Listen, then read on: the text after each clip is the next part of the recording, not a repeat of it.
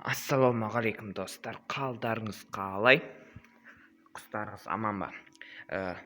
Алдыңғы серияда айтып кеткендей, мен балапандар қашан шығады, сол кезде видео түсіремін деген болатынмын. Міне, сол видеодан кейін күркетауық балапандары шығып жатыр. Простой күркетауық, пародистей анау мынау емес, кәдімгі үйдің күркетауығы.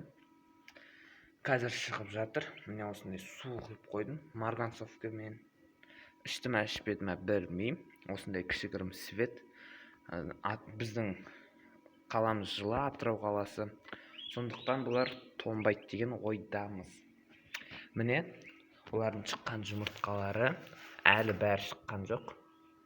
Міне осылай жарып, айналасын осылай дөңгелетіп жарып шығады. Міне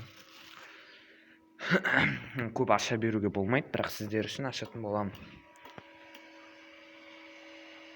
Кейбір әлі жарылмағандары бар, тек индюктікі шығады.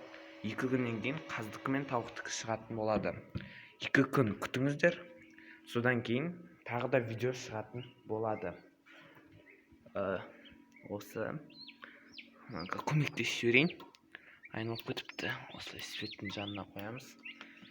Мынаны да светтің жанына қоямын.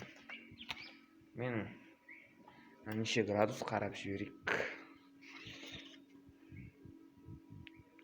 37-9 жақсы. Мен инкубатор көп су құйғандықтан мына жерден тамшылап жатыр, сондықтан осындай шелек қойып қойдым. Ламинат көтеріп кетпеу үшін. Осы қысқаша видеоролик. Сау болыңыздар достар.